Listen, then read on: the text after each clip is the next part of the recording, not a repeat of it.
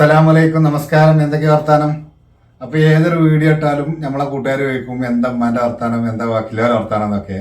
അപ്പോൾ എല്ലാവർക്കും സുഖമാണ്. അപ്പോൾ അത് ഇന്ന് ഇമ്മന്നെ നിങ്ങളോടൊന്ന് സംസാരിക്കുന്നുണ്ട്. എന്നാ അന്നേരം കേട്ടാലോ? എന്നാ വരി.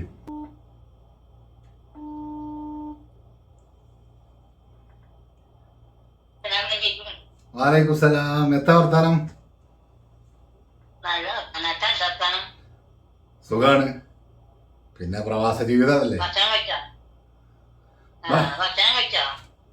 ഭക്ഷണമൊക്കെ കഴിച്ചു.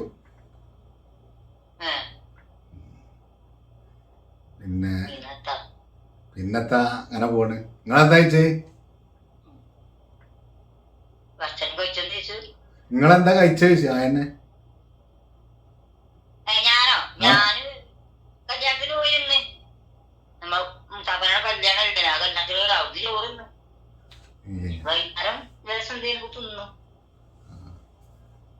എന്ത് വീഡിയോ ഇട്ടാലും ആൾക്കാർ ചോദിക്കുക എത്ത ഉമ്മാന്റെ വർത്താനം, ഉമ്മാന്റെ വർത്താനം. എത്ത അവിടുത്തെ വർത്താനം? സുഖാണ്, ഒരു കുഴപ്പമില്ല. ഞാൻ ഇവിടെ പേരിൽ തന്നെ ഉണ്ട്. ഒരു രോഗമൊന്നും ഇല്ല. എല്ലാരും നിക്കട്ടെ, പറയാൻ പറ്റുള്ളൂ. അല്ല, ആൾക്കാര് വീഡിയോ ഇട്ടാ ചോദിച്ചു, വീഡിയോ ഇട്ടാ ചോദിച്ചു എത്ത ഉമ്മാന്റെ വർത്താനം.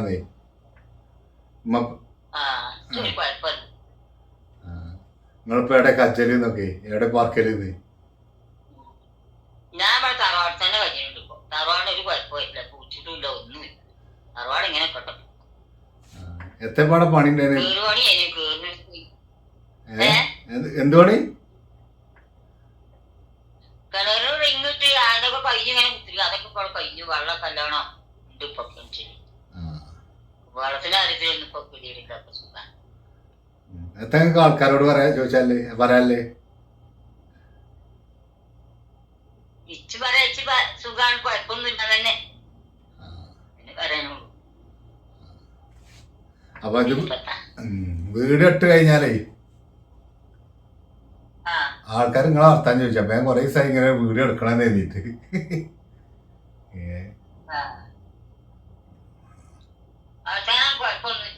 കല്യാണം എങ്ങനെ ഉണ്ടായിരുന്നു?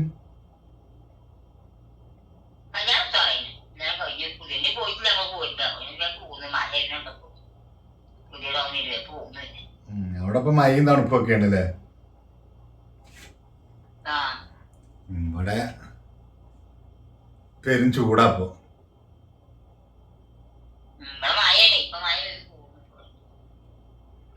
ഉച്ചക്ക് അവിടെ അപ്പം മഴ, പിന്നെ മഴ തുടങ്ങി.